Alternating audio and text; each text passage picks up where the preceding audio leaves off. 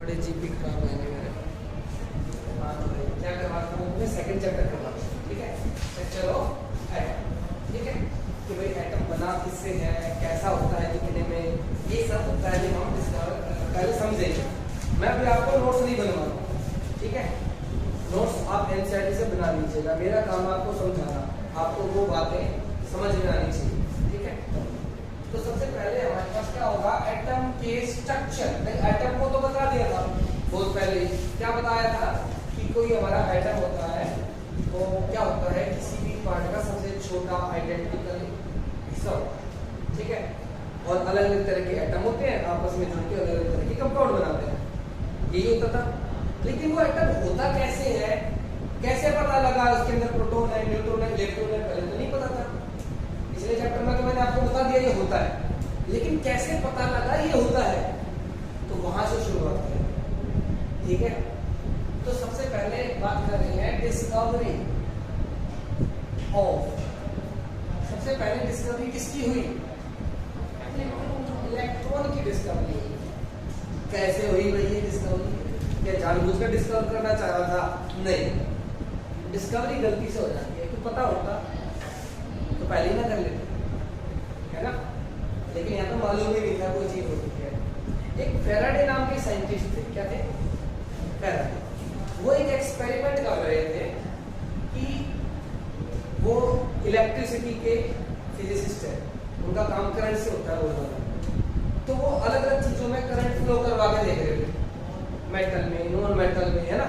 उनके दिमाग में आया मैं हवा के अंदर से करंट फ्लो करवा सकता हूँ, उनके माइंड में।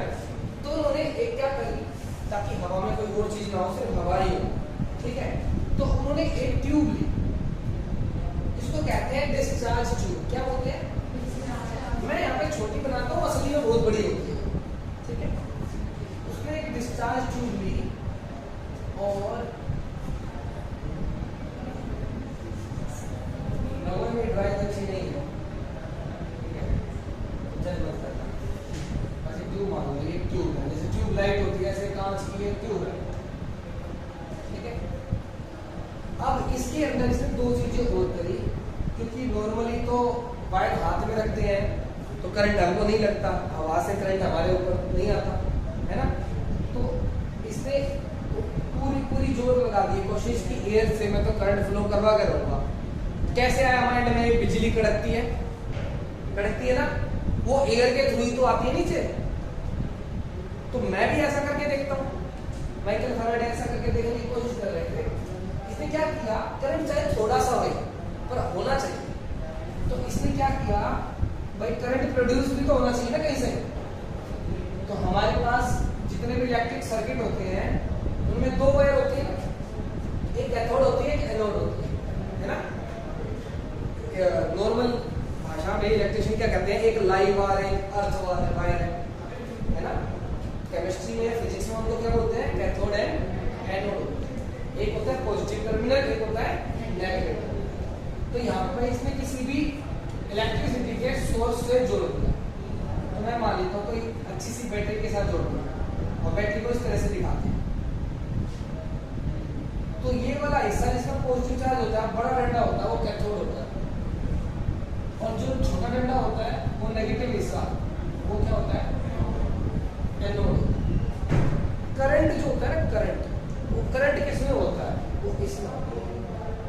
इलेक्ट्रॉन यहां से निकलते हैं, जनरली इलेक्ट्रॉन कहां से निकलते हैं, यहां से निकलते हैं और यहां घुस जाते हैं, और करंट की डायरेक्शन को हम अपोजिट मानते हैं। क्यों मानते हैं, क्योंकि करंट में हम चार्ज को पॉजिटिव मानते हैं। क्या मानते हैं, पॉजिटिव मानते हैं। लेकिन असल में तो पॉजिटिव चार्ज फ्लो ही नहीं करता, फ्लो क्या करता है, इलेक्ट्रॉन, और इलेक्ट्रॉन है नेगेटिव चार्ज। तो अगर नेगेटिव ऐसे घूम रहा है तो पॉजिटिव उल्टा आएगा, इसलिए करंट की डायरेक्शन उल्टी होती है। आपके फिजिक्स वाले ने पता नहीं बताया, जब मैं बता करंट ऐसे जाता है आई, और इलेक्ट्रॉन ऐसे जाता है, ठीक है। तो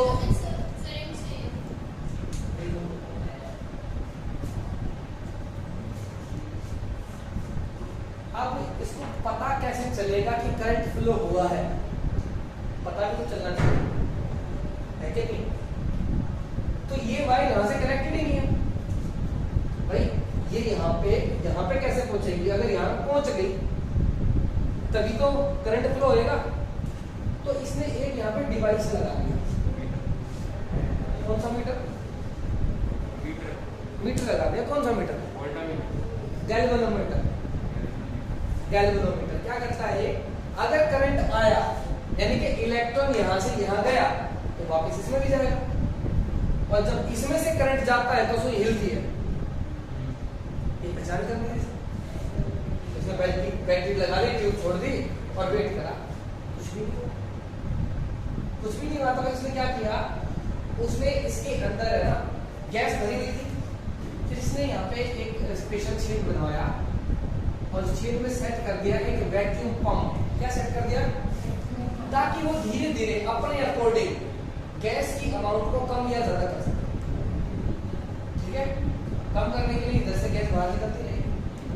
उसने बहुत सारे एक्सपेरिमेंट करे। रिजल्ट कब आया? जब इसमें गैस बहुत ही कम थी। जब गैस कम होगी तो इसके अंदर का प्रेशर ज्यादा होगा या कम होगा? तो गुब्बारे में गैस ज्यादा होगी तब ज्यादा फटने को होगा, या कम होगी तब ज्यादा होगी तब फटने को होगा। इसका मतलब जब प्रेशर ज्यादा है कि नहीं है? अब इसने धीरे धीरे करके गैस निकाली है, यहाँ पे कम गैस बची है, तो प्रेशर ज्यादा होगा या कम? कम होगा, क्योंकि ज्यादा होती तो हाई प्रेशर होगा ना। तो यहाँ पे क्या किया इसने? लो प्रेशर, प्रेशर लो, जो इसके ऑब्जर्वेशन है। यहाँ से ये वोल्टेज को बढ़ा रहा था, और इसको पहली बार डिफ्लेक्शन कब शो हुई? जब ये वोल्टेज क्या थी? जैसे आपको पता होगा आपके घरों में 220 वोल्ट की एनर्जी आती है, यानी कि इलेक्ट्रिसिटी आती है, तो ये वही वोल्टेज है। वोल्टेज बहुत हाई कर दी। जब हाई वोल्टेज करी और यहाँ पे प्रेशर कम था, तब इसने देखा सुई हिल रही है। तब क्या देखा इसने? सुई हिल रही है, यानी कि इस एयर में कुछ ना कुछ तो ऐसा था जो चार्ज को या तो इधर ले जा रहा था या उधर ले जा रहा था, या तो इधर ले जा रहा था या उधर ले जा रहा था।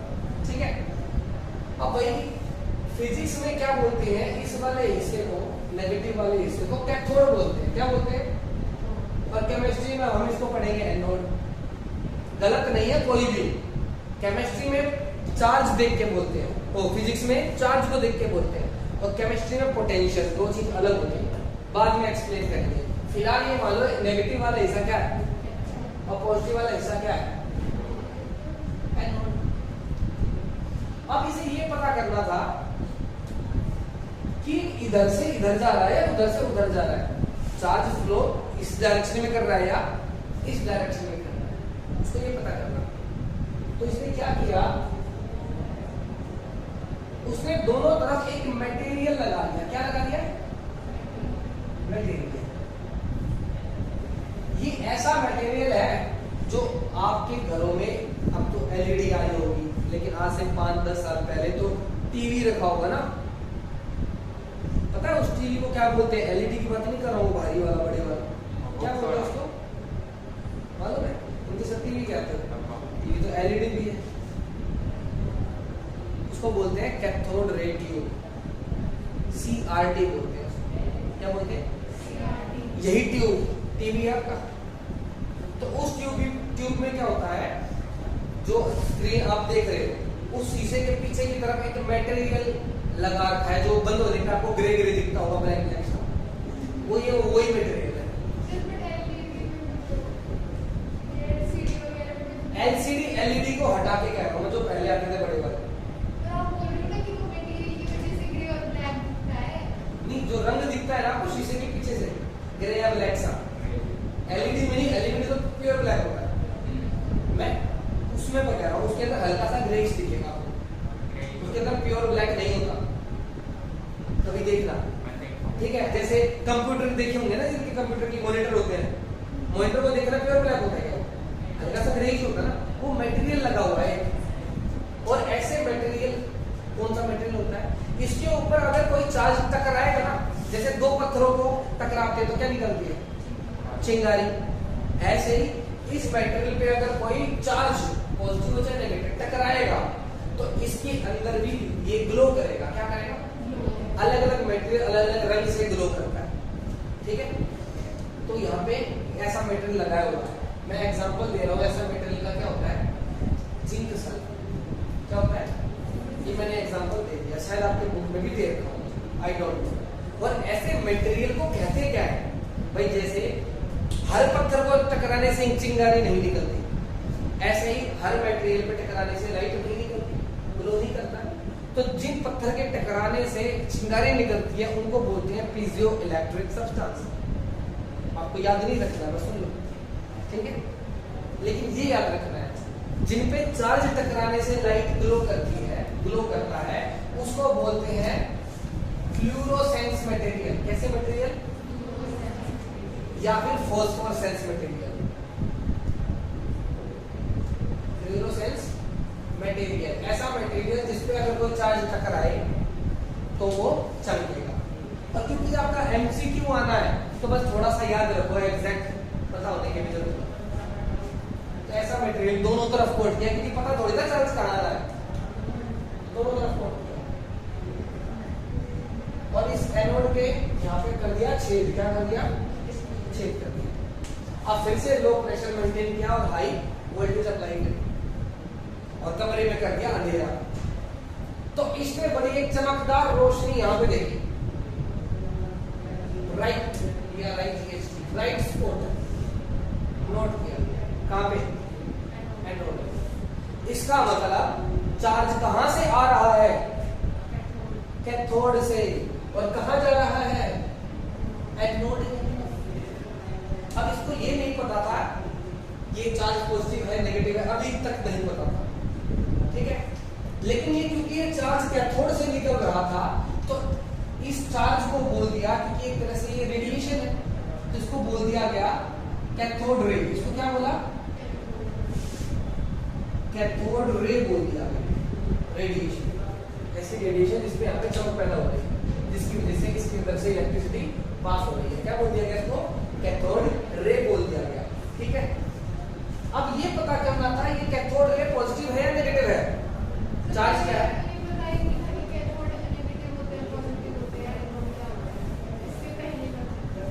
नहीं, जब ये एक्सपेरिमेंट था तब यही पता था कैथोड का चार्ज क्या होता है, उस पे क्या होता है, ये मालूम पता था।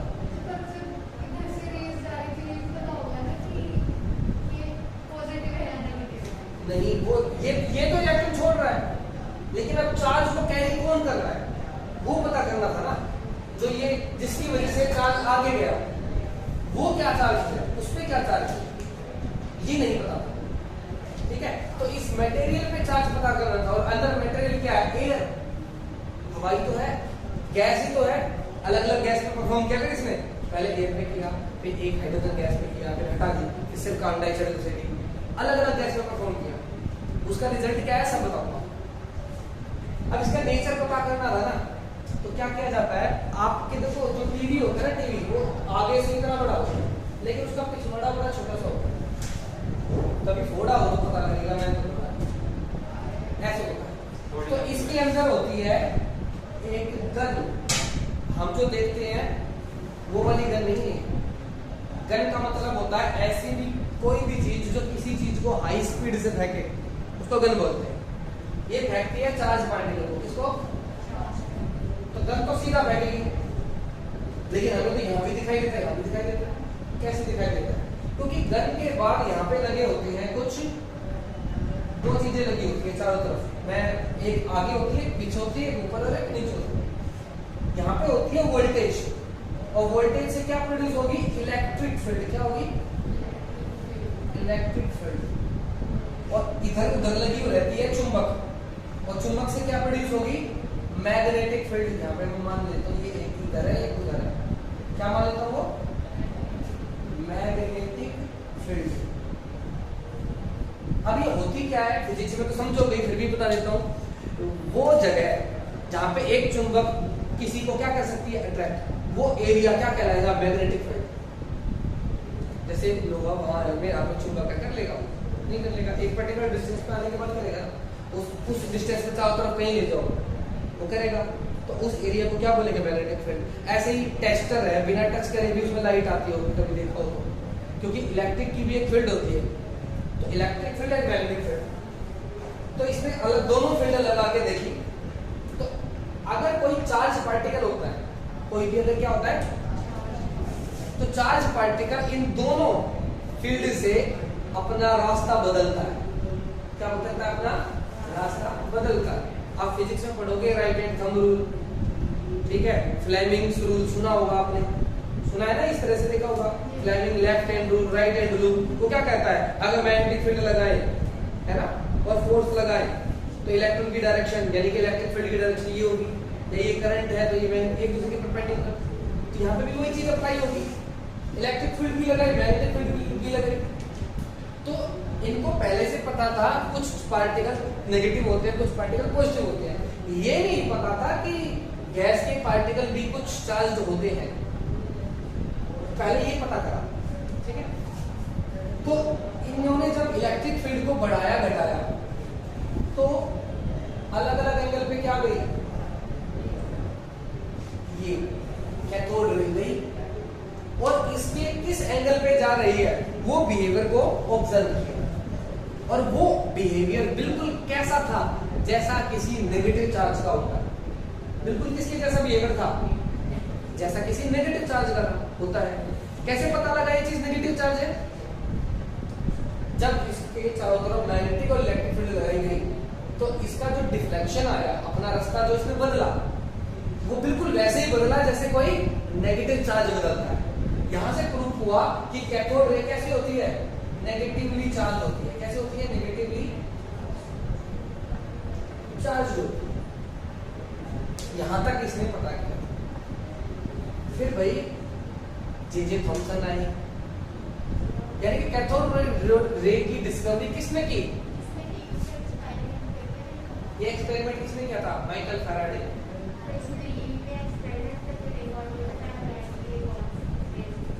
ये सारे एक्सपेरिमेंट माइकल फैराडे कर रहा था, जो तो अब तक मैंने बताया। हाँ, टीवी तो एप्लीकेशन है ना, यानी कि जब ये सब पता लग गया तब टीवी बनने लग गया। उस जमाने में कहाँ टीवी होता था? ऐसे पता लग गया ना, नेगेटिव चार्ज तो होते थे ना, ये तो पता था ना ये नेगेटिव चार्ज है। नेगेटिव चार्ज के चारों तरफ क्या लगाई गई? मैग्नेटिक फील्ड, तो वो इधर जा रहा था। वो तो देख सकते थे ना बड़े वाले पॉजिटिव चार्ज को, यानी बड़े वाले नेगेटिव चार्ज को।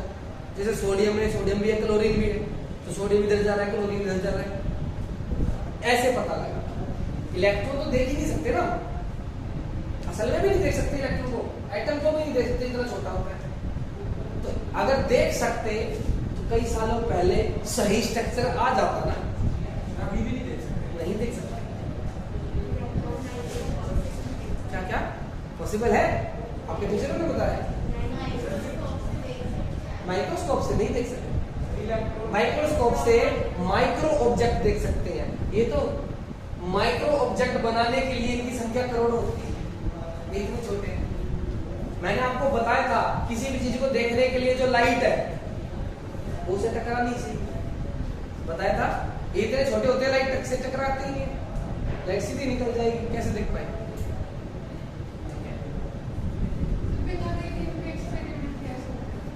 अगर गैस है पता तो है ना गैस को, अब हाथ में देखो फील हो रही है ना गैस, ऐसे पता है ये गैस है, अब गैस पे चार्ज किया, ये ऑब्जर्वेशन यही तो बता रहा हूँ, देख के तो नहीं देखा होता तो बता देना, अरे भाई नेगेटिव है, क्यों इतना झंझेड़ा करते? समझ में आई बात? यहाँ तक कि कैथोड रे नेगेटिव चार्ज होती है, कैथोड से जनरेट होती है, और एनोड। ये कैसे पता लगा कि एनोड की तरफ जाती है और कैथोड से आती है? फ्लोरोसेंस मटेरियल पे एनोड की तरफ क्या दे रहा है? बैड स्पॉट दे रहा है। कैसे पता लगा नेगेटिव चार्ज है? ऐसे पता लगा क्योंकि इलेक्ट्रिक और मैग्नेटिक फील्ड लगाने पे इसका बिहेवियर नेगेटिव चार्ज के जैसा ही था, है ना? यहाँ इस चुंबक पे यहाँ लगी थी इलेक्ट्रिक फील्ड और मैग्नेटिक फील्ड, तो ये एंगल बदल रही थी। यहाँ पे पहले स्पॉट बीच में था, फिर स्पॉट ऊपर आ रहा है, फिर स्पॉट नीचे आ रहा है। इस एंगल से पता लग गया ये ऐसा किसका बदलता है एंगल? नेगेटिव चार्ज का। उससे पता लगा ये कैथोड रे भी क्या है? नेगेटिव चार्ज, ठीक है? समझ में आई बात? अब इसने ये नहीं कुछ और नहीं बताया था, फिर आए मिस्टर जे थॉमसन को आए, इस एक्सपेरिमेंट में देखा, कुछ गहरा अध्ययन किया, अध्ययन करके इसने गैसें बदली, अलग अलग गैस। हर गैस में, every gas shows this experiment, her gas में एक्सपेरिमेंट हो रहा है। इससे इसने क्या साबित किया कि हर पार्टिकल के अंदर क्या होता है, नेगेटिव चार्ज होता है। यानी कि एटम में क्या जरूर होगा, नेगेटिव चार्ज जरूर होगा। ये इसने ये बात की। अब उस नेगेटिव चार्ज को कहेंगे क्या, फिर उसने नाम दे दिया कि उसका नाम, अच्छा और इसने क्या निकाला जे थॉमसन ने, भाई एक्सपेरिमेंट करके इसने क्या निकाल दिया कि जो इलेक्ट्रॉन यहां पे टकरा रहे हैं उनके चार्ज बाई मास का रेशियो निकाला। अलग अलग चीज नहीं निकाली सर, क्या निकाली, हर एक ग्राम इलेक्ट्रॉन जब यहां टकराएंगे तो 1 ग्राम पे चार्ज कितना होगा, 1 इलेक्ट्रॉन पे कितना है ये नहीं, पर यूनिट मास। जैसे अरे 1 किलो मान लिया टोटल आ गया, तो 1 किलो में टोटल कितना चार्ज आया, 1 ग्राम आया तो 1 ग्राम पे कितना चार्ज आया, तो पर यूनिट मास का कितना चार्ज था वो इसने पता करा, उसको बोलते हैं रेशियो। जैसे डेंसिटी होती है, डेंसिटी का मतलब क्या है, चाहे पानी 1 गिलास हो, चाहे 1 लीटर हो, चाहे पूरा समुद्र हो, डेंसिटी 1 होगी। मतलब क्या है, हर 1 लीटर का वजन 1 किलो है, 2 लीटर का वजन 2 किलो है, 4 लीटर का वजन 4 किलो है ना। लेकिन डेंसिटी तो क्या कहलाएगी हमेशा, 1। क्योंकि डेंसिटी क्या है, रेशियो है मास बाई वॉल्यूम की। ऐसे इसने भी रेशियो निकाली, किसकी, चार्ज बाई मास की रेशियो निकाली, जे थॉमसन। ठीक है, पर कितनी आई मेरे को याद नहीं है, देख लेना। ठीक है, काम की चीज बताऊंगा आगे क्या होगा। और फिर इसने क्या दिया, इस रेशियो से ही ऑब्जर्व किया कि ज्यादा मास होता है चार्ज बढ़ रहा है, कम मास होता है चार्ज घट रहा है। यानी कि चार्ज हमारा कंटिन्यूस नहीं हो रहा, लगातार नहीं जा रहा। ठीक है, यानी कि कुछ ना कुछ होगा ना, जो सबसे छोटा चार्ज चीज होगी, इसने ये चीज देखी नहीं, इसने अपने मन में एज्यूम करी कि कोई ना कोई छोटी चीज होगी ना जो नेगेटिव चार्ज होगी। अब ये ज्यादा आ रहे हैं तो मास भी ज्यादा हो जाएगा, और मास ज्यादा होगा तो सबका नेगेटिव चार्ज जोड़ के चार्ज भी ज्यादा हो जाएगा, है ना। तो यहां से इसने क्या देखा, इसने माना, एक चीज लेट करी कि कैथोड रे सीधी नहीं आ रही कि भाई एक ही रे है, ये छोटे छोटे पार्टिकल की स्ट्रीम है, छोटे छोटे नेगेटिव चार्ज पार्टिकल की स्ट्रीम है। स्ट्रीम मतलब एक के बाद एक, एक के बाद एक, एक के बाद एक।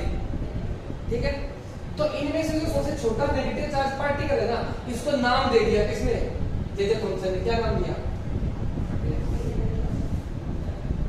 और ये देख पता कर ही दिया था कि हर एटम के अंदर होता है ना। तो यहां से इसको प्रूफ हो गया कि हर एटम में नेगेटिव चार्ज होता है। कैथोड रे किसकी बनी है, नेगेटिव चार्ज की तो बनी है। उसमें से एक यूनिट नेगेटिव चार्ज को क्या कह दिया, इलेक्ट्रॉन कह दिया। और क्या पता लगा दी, मास चार्ज बाय मास की रेशियो पता कर दी, ये जे थॉमसन ने कर दिया। तो इलेक्ट्रॉन को नाम, इलेक्ट्रॉन की डिस्कवरी किसने की, जे थॉमसन ने। क्योंकि कैथोड रे तो बताया नहीं था ना कि हर एटम में होता है ना, ये तो फैराडे ने ना ये बताया था कि भाई कि ये जो छोटे छोटे पार्टिकल से बनी है। तो इंडिविजुअल पार्टिकल के बारे में किसने बताया, जे थॉमसन। तो इसीलिए इलेक्ट्रॉन की डिस्कवरी किसने की, जे थॉमसन ने। लेकिन ये पूछे ये कैथोड रे एक्सपेरिमेंट किसका था, माइकल फैराडे का। किसका था, ये चीज ध्यान रखना, इसी को डिटेल में बता रहा हूँ, बाकी दो एक्सपेरिमेंट छोड़कर मैं निपटाऊंगा। इतनी डिटेलिंग दे रहा हूँ मैं यहाँ पे क्योंकि आप पहली बार सुन रहे हो, वो दूसरी बार होगा। ठीक है, देखेंगे थोड़ा फर्क तो है, जब तो चार्ज अलग होगा, समझ में आई ये बात याद रख। अब एक और साइंटिस्ट थे मिलिकिन नाम है, उसका एक्सपेरिमेंट का नाम था ऑयल ड्रॉप एक्सपेरिमेंट। मैं चाहूं तो आपको समझा दूं, लेकिन आप इसको समझने की अभी कैपेबल नहीं, इसलिए आपकी बुक में भी इसको हरे बॉक्स में दिया हुआ है। ठीक है, क्यों नहीं हो, क्योंकि इसमें फिजिक्स लगेगी, और फिजिक्स अभी आपने पढ़ी ही नहीं है। जो फिजिक्स लगेगी वो 12th में है। तो शॉर्टकट में क्या समझ लो, केमिस्ट्री में जो काम आएगा, मिलिकन का कौन सा एक्सपेरिमेंट था, इस यहां से इसने क्या निकाल लिया कि एक इलेक्ट्रॉन का मास कितना होता है। क्या निकाला? मास ऑफ वन इलेक्ट्रॉन, और वो कितना निकला? 9.1 × 10⁻31 kg। क्या निकला? 9.1 × 10⁻⁴। अब देखो थॉमसन ने चार्ज बाई मास निकाल दिया था, अब यहाँ पे हमें क्या पता लग गया, तो क्या आ जाएगा? चार्ज पता कितना आया? 1.6 × 10⁻⁻19 कूलम। ये एक इलेक्ट्रॉन पे कितना चार्ज है ये पता लग गया with the help of J Thomson and Millikan. Got it? हाँ, नेगेटिव चार्ज है वो तो बता ही चुका हूं ना मैं मैग्नीट्यूड की बात कर रहा हूं बेटा। समझते हो ना, फिजिक्स में बताया होगा मैग्नीट्यूड एंड यूनिट। मेंटी सारा सुना है? एक्सपोनेंट नहीं सुना? सुना है? तुमने नहीं सुना? फिजिक्स का अर्थ है यही शुरू से ही ये क्लास शुरू में बताते हैं। चलो कोई बात नहीं, देखो मैं नहीं बताया, चलो मैं बता देता हूँ। आपकी हाइट कितनी है? 5 किलो, तो 5 फीट 5 इंच है ना। तो फीट एंड इंच क्या है? यूनिट, जिससे आप पता लगा सको आप क्या बता रहे हो। आप केजी कहते तो क्या पता लगता? मास। मोल कहते तो क्या होता? संख्या है। ये होती है यूनिट। अब वो यूनिट कितनी है? जैसे किसी की 5 होगी, किसी की 5.3 है, किसी की 5.5 है, जिससे आप कंपेयर कर सकते हो सेम चीज को, उसको बोलते हैं मैग्नीट्यूड। जैसे मेरे एक हाथ में क्या है? 2 डंबल है, एक भारी एक हल्का है, लेकिन एग्जैक्ट बताना है तो क्या बताऊंगा? एक 5 किलो है, एक 2 किलो है। तो ये 5 और 2 क्या है? मैग्नीट्यूड। और किलो क्या है? KG, unit. समझे? तो मैग्नीट्यूड बता रहा था, वो इतना निकला। यूनिट कूलम है और नेगेटिव उसका स्वभाव है, उसका नेचर है। एक एक क्वेश्चन कर लोगे कैथोड रे एक्सपेरिमेंट, हर चीज बता दी, फालतू की बताई नहीं है। ठीक है, इलेक्ट्रॉन की डिस्कवरी पता लगी। चलो अब इसके बाद डिस्कवर भाई कब हुई थी? सन देख लेना, मेरे को सन याद नहीं रहते। 1897 व्हाटएवर है ना, काम की चीज बता दी ना। अगला एक्सपेरिमेंट हुआ कैनाल रे एक्सपेरिमेंट। कौन सा है? उसको एनोड रे एक्सपेरिमेंट भी कहते हैं। जैसे ये एक्सपेरिमेंट किसका था? फैराडे का। वो था गोल्डस्टीन का। किसका था? अब ये हमारे देश का दुर्भाग्य है, कई टीचर इलेक्ट्रॉन की डिस्कवरी के लिए क्रेडिट किसको देते हैं? जे थॉमसन को, है ना। और वैसे कैथोड रे बताई किसने दी? फैराडे ने। प्रोटॉन के बारे में पता नहीं क्यों वो कर देते हैं ऐसे। प्रोटॉन के बारे में बताया किसने था? एग्जैक्टली ये पार्टिकल एटम बना है पॉजिटिव पार्टिकल से, वो किसने बताया था? रदरफोर्ड। लेकिन ऐसा ही एक्सपेरिमेंट जिसमें एक रे आ रही थी लेकिन उल्टी जा रही थी, सब कुछ अपोजिट था वहां पे। सब कुछ क्या था?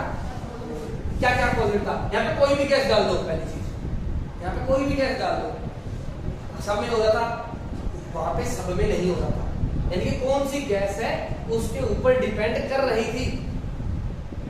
यानी कि आप पॉइंट जो लिखी होगी कैथोड रे एक्सपेरिमेंट में, वो क्या कहेगा कि जो कैथोड रे एक्सपेरिमेंट है it is independent of nature of gas. कोई भी गैस हो उसमें एक्सपेरिमेंट का रिजल्ट सेम आता है, लेकिन एनोड रे experiment dependent upon nature of gas present in the tube. ठीक है, पहली चीज उल्टी होगी। दूसरी चीज क्या होगी? अब की बार ब्राइट स्पॉट कहाँ आया? कैथोड पे। मैग्नेटिक और इलेक्ट्रिक फील्ड में बिहेवियर कैसा आया? पॉजिटिव पार्टिकल जैसा। तो वहां पे भी बोला वो एनोड रे है, लेकिन इंडिविजुअल पार्टिकल के बारे में नहीं पता लगा। इंडिविजुअल पार्टिकल के बारे में किसने कहा? पॉजिटिव पार्टिकल के बारे में रदरफोर्ड ने। तो who discovered proton? Rutherford. And who gives anode रे एक्सपेरिमेंट? गोल्डस्टीन। कौन होता है? गोल्डस्टीन। समझ में आई बात? क्लियर है? तो कंफ्यूज मत होना, कई टीचर होते हैं पता नहीं क्यों गोल्डस्टीन को बोल देते हैं, ये उत्तर है किताब में गलत लिखा हुआ है। क्या नंबर भी काट देते हैं? एनसीईआरटी दिखा, वो विकिपीडिया दिखा देना। क्यों नहीं मानते? तो सर किस चीज की मानोगे? किताब की तो मानोगे, बुक की तो मानोगे, बुक ने खुद रदरफोर्ड बोल रखा है। हाँ तो बुक भी गलत है। मैं कहा सर जय हो, यही तो काटेंगे, 11th में तो काटेंगे, एंट्रेंस में तो तुम्हें रदरफोर्ड का नंबर मिलेगा। तुम्हें कौन सा नंबर चाहिए? एंट्रेंस वाले ना। और रही बात बोर्ड में, बोर्ड में क्वेश्चन पूछा ही नहीं जाए। क्लियर है? दोनों एक्सपेरिमेंट पता लग गया। एक एनोड एक्सपेरिमेंट और एक है ना, एक तीर दो निशान। क्लियर है? अब मैं जे थॉमसन इलेक्ट्रॉन की डिस्कवरी करके बहुत कुछ लग गया था। ऐसी लैंग्वेज यूज करो पर समझाना पड़ता है, बहुत कुछ लग गया था। अब उसने कहा था हर एक एटम इलेक्ट्रॉन से बना है, तो साइंटिस्ट ने जवाब दिया कैसे, हाउ। उसने कहा देखो बेटा, atom is made up of electron. सबने उंगली उठाई, न्यूट्रल होता है एटम, न्यूट्रल होता है। वो कहा अच्छा, तो देखो एटम होता है तरबूज जैसा। कैसा होता है? तरबूज जैसा होता है। बोला अच्छा, और कुछ? जैसे तरबूज के अंदर बीज फैले रहते हैं, ऐसे एटम के अंदर कौन फैला रहता है? इलेक्ट्रॉन। साइंटिस्ट बोले व्हाट अबाउट प्रोटॉन? प्रोटॉन तो पता ही नहीं था। What about positive charge? Atom is neutral. How it is neutral? Atom is neutral because it contain same amount of positive charge. जितना नेगेटिव उतना ही पॉजिटिव है। Where are they? पूछा ना कहां है भाई? फिर तरबूज को देख लो, रेड हिस्सा क्या है? Two number. बस जैसे उसमें, यानी कि पूरे में फैला हुआ है, क्योंकि पॉजिटिव नेगेटिव एक दूसरे को क्या करते हैं। ये मॉडल भी है इसमें। तीसरी चीज के बारे में जिक्र ही नहीं था, क्योंकि पता ही नहीं था। और पॉजिटिव चार्ज के बारे में भी जिक्र क्यों कर दिया? क्योंकि सवाल उठ गए थे कि भाई न्यूट्रल कैसे होता है। वापस सालों तक फेमस रहा, इसको मान के रहे, चलते रहे एटम। ठीक है? फिर एनोड एक्सपेरिमेंट हुआ, ये पता लगा हाँ पॉजिटिव चार्ज भी होती है, एटम के अंदर होती है। कहाँ होती है, कैसे होती है, नहीं मालूम था। क्या नेचर था, कुछ नहीं मालूम था। फिर आए मिस्टर रदरफोर्ड। रदरफोर्ड ने किस एक्सपेरिमेंट से प्रूफ किया, वो अब तक मैंने बताया नहीं कि प्रोटॉन होते हैं। तो आप बताते हैं, इसको बता देता हूँ। ठीक है? सिर्फ समझने का, कुछ लिखने का नहीं। लिखने के अपने इनसाइड से नोट्स बना लेना, आपको लाइनें याद आ जाएंगे कि सर ने क्लास में बताएंगे।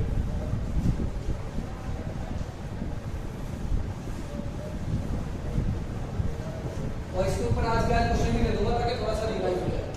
ठीक है? क्या बताता मैं तुम्हें? हाँ, रदरफोर्ड का एक्सपेरिमेंट। इसने क्या किया? इसने ये सोचा भाई एक ऐसी चीज को लेता हूं जो सबसे ज्यादा पतला हो सकता है, सबसे थिन हो सकता है। और उस टाइम पता था सबसे ज्यादा पतला गोल्ड हो सकता है। तो गोल्ड की बहुत ही फाइन, बहुत ही बारीक पतली सी परत ली। दिखने में तो वो ऐसे थी, लेकिन इसको साइड से उठा के देखेंगे तो ऐसी दिखेगी। ठीक है? ये फ्रंट व्यू है, ये साइड व्यू है। तो ये एज्यूम कर लिया कि इतनी पतली है कि ज्यादा से ज्यादा क्या हो सकता है, एक एटम से बनी हुई लेयर है, यानी कि इसके आगे पीछे कोई एटम नहीं है।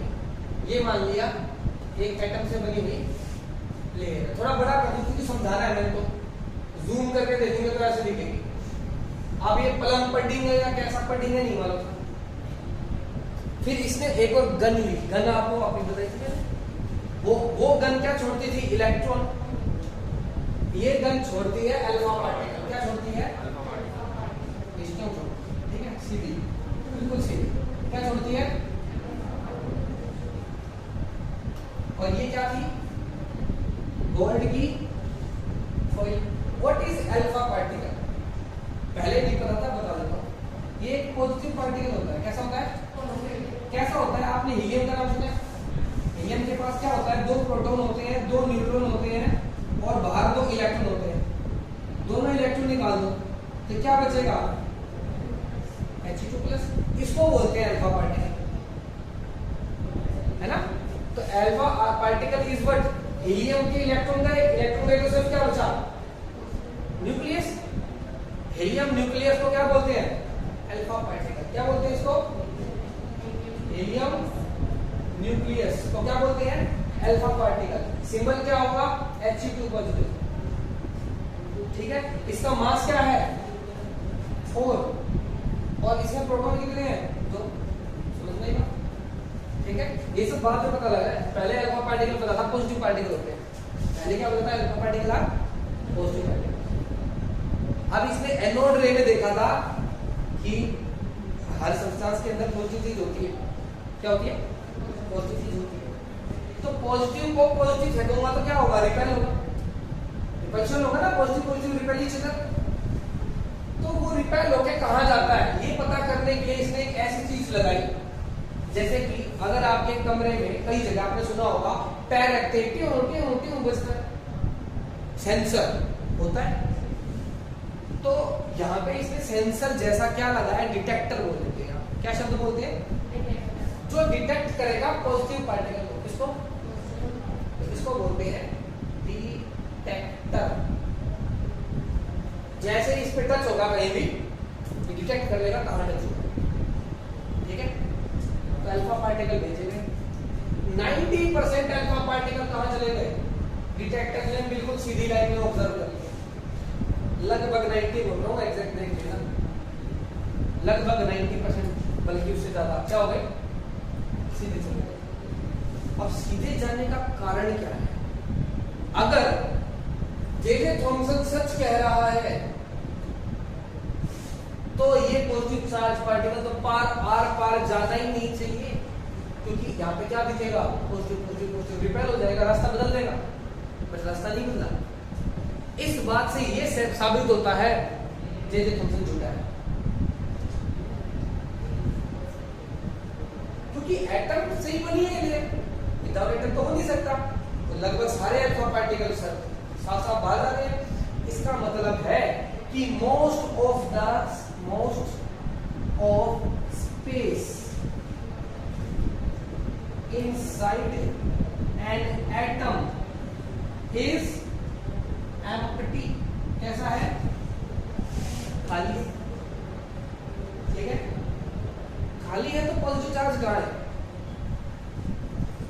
फिर इसने सारे एक्सपेरिमेंट देखे ना, 90% ही तो सीधे आए हैं अनरिफ्लेक्टेड, बहुत कम पार्टिकल, यानी कि मान लो 8% पार्टिकल, कितने 8% पार्टिकल है ना किसी एंगल पे मिले, जो किसी पॉजिटिव चार्ज के पास जाके घूम जाके रास्ता बदल देगा, क्योंकि ये बड़ी स्पीड से आया, अब पॉजिटिव रिपेल करेगा तो घूम गए।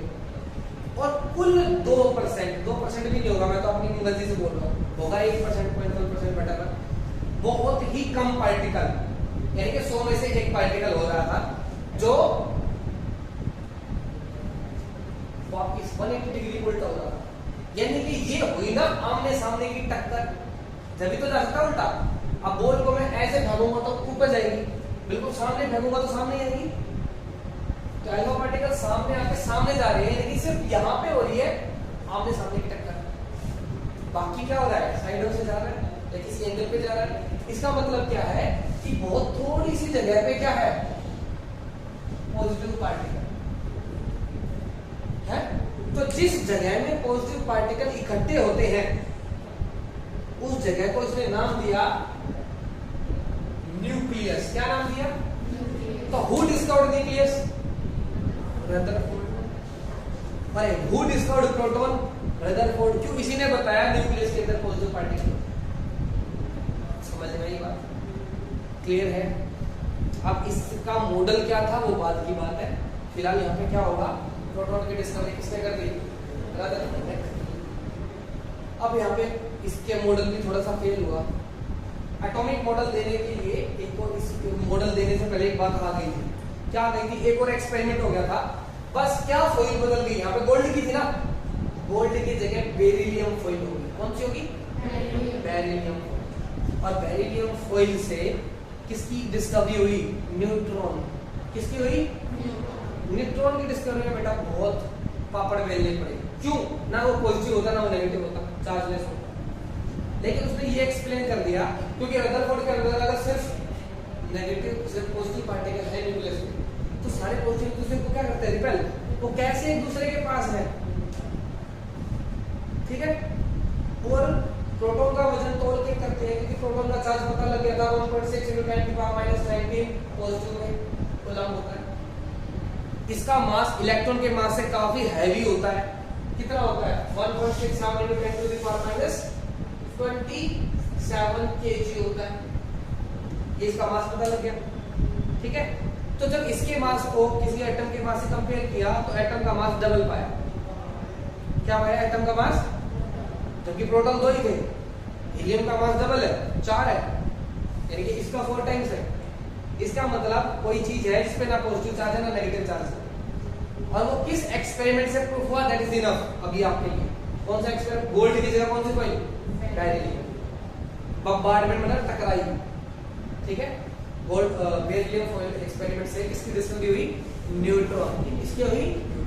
न्यूट्रॉन क्या होता है? चार्जलेस होता है, ना पॉजिटिव होता है ना नेगेटिव, लेकिन उसका मास होता है लगभग इतना, लगभग इतना ही होता है। शुरू की यूनिट तो बिल्कुल सेम है, पीछे की बदल दी 6 साल के बाद जो आता है, ठीक है। तो मास न्यूट्रॉन का लगभग सेम होता है। किस एक्सपेरिमेंट से? Beryllium foil experiment. रदरफोर्ड का gold foil experiment, discovery of nucleus and proton. Anode रे गोल्ड स्टेन, क्लियर है। क्या था? मटेरियल पे डिपेंड करती है, नेचर ऑफ गैस पे डिपेंड करती है। Cathode ray do not depend upon nature of gas, clear है, समझ में आई बात। अब यहां से प्रोटॉन, न्यूट्रॉन, इलेक्ट्रॉन तीनों की डिस्कवरी होगी। सबसे लेट डिस्कवरी किसकी हुई? न्यूट्रॉन की। क्यों हुई? चार्जलेस था, बिहेवियर का पता लगाना मुश्किल था, क्लियर है, ठीक है। इसके बाद हम पढ़ेंगे एटॉमिक मॉडल। जैसे जे थॉमसन का तो बता दिया मैंने, रदरफोर्ड ने क्या कहा बता देता हूँ। बीच में क्या है? न्यूक्लियस। न्यूक्लियस में जब न्यूट्रॉन पता लग गए तो यहाँ पे प्रोटॉन है, न्यूट्रॉन है। इलेक्ट्रॉन कहाँ है? अब इलेक्ट्रॉन प्रूफ करना था, इलेक्ट्रॉन तो होते हैं, जे थॉमसन ने प्रूफ करे थे, लेकिन वे घूमते कैसे हैं, स्ट्रक्चर क्या है। तो उसने देखा ऊपर की तरफ, और ऊपर से यार सूरज दिखा। अब सूरज दिखा तो अरे भाई अर्थ, सन घूम रही है, चंद्रमा ऐसे घूम रहा है, जुपिटर भी सन के चारों तरफ घूम रहा है, इलेक्ट्रॉन भी, nucleus is like sun and electrons are like planet, अलग अलग पाथ में घूम रहे हैं सर्कुलर मोशन में। कैसे मोशन में? 53 हो गए, वेरी नाइस, मैं भी खत्म कर रहा हूँ, समझ में आई बात। ये था रदरफोर्ड का एक्सपेरिमेंट। अब इसकी कमी क्या रही? इसके लिए high level of physics knowledge चाहिए, उसकी थोड़ी बहुत मैं आपको बताऊंगा। फिर बोहर मॉडल आएगा, असली एटॉमिक मॉडल, जिसकी वजह से रियल मॉडल आ पाया। वैसे सबका कुछ ना कुछ योगदान है, थॉमसन ना देता उसकी लिमिटेशन पे रदरफोर्ड काम नहीं करता, रदरफोर्ड ने दिया उसकी लिमिटेशन पे बोहर ने काम किया, बोहर ने दिया उसकी लिमिटेशन पे क्वांटम मैकेनिकल मॉडल आया। तो सबका योगदान है, इसलिए पढ़ने पड़ रहे हैं। अरे तू जब चाहे रुक सकती